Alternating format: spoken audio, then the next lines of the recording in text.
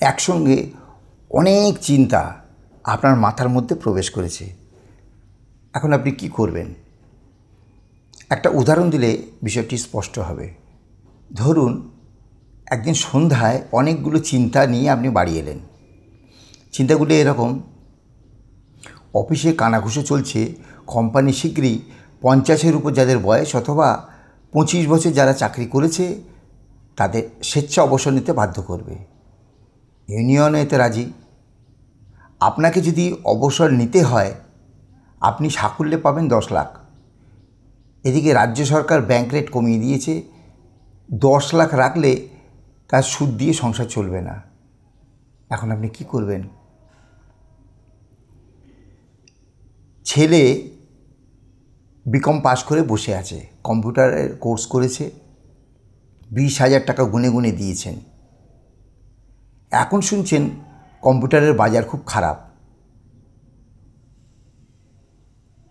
মেয়ে higher secondary ছাত্রী, ইতিমধ্যে ড্রাগ অ্যাডিক্ট একটি ছেলের সঙ্গে লুকিয়ে প্রেম করছে। আপনি বহুবার সাচিয়েছেন, শোনেনি। ছেলেটির বাবাকে বলতে গিয়েছিলেন, এই মারে তো সেই মারে, বলছে আপনার মেয়েকে সামলান, তারপরে বলতে আসবেন। বউয়ের ওজন কমে যাচ্ছে, হজম হচ্ছে না, ডাক্তার ক্যান্সার টেস্ট করতে বলেছে। কি ভয়ানক কথা!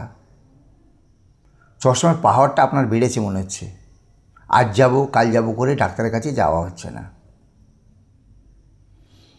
গ্রামের এক দুস্থ মহিলা, আপনার মৃত বন্ধু স্ত্রী, ফোন করেছিল তার ছেলে তাকে বাড়ি থেকে এক বস্ত্রে তাড়িয়ে দিয়েছে, তাকে কিছু এককালীন অর্থ সাহায্য করতে হবে।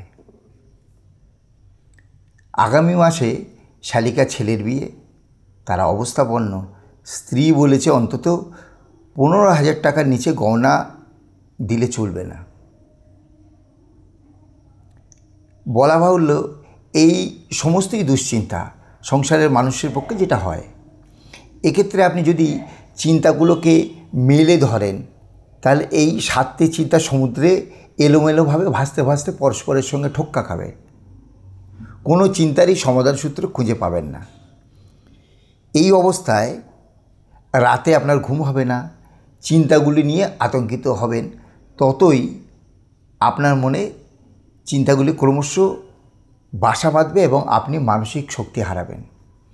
তার চেয়ে এই চিন্তাগুলির মধ্যে অগ্রাধিকারের ভিত্তিতে এক একটির প্রাধান্য দিন। প্রথম অধিকার পাওয়া উচিত আপনার স্ত্রীর স্বাস্থ্য। তাকে পরীক্ষার জন্য নিয়ে যাওয়া সবার আগে দরকার। তবে এখনই প্যানিক হবেন না, ক্যান্সার নাও হতে পারে। দ্বিতীয় প্রায়োরিটি আপনার চোখ।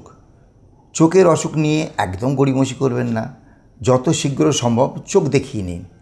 অন্য সমস্যাগুলি নিয়ে এখন ভাববেন না। চিন্তা দূর করার সবচেয়ে ভালো উপায় হলো এক একটা করে চিন্তা করা।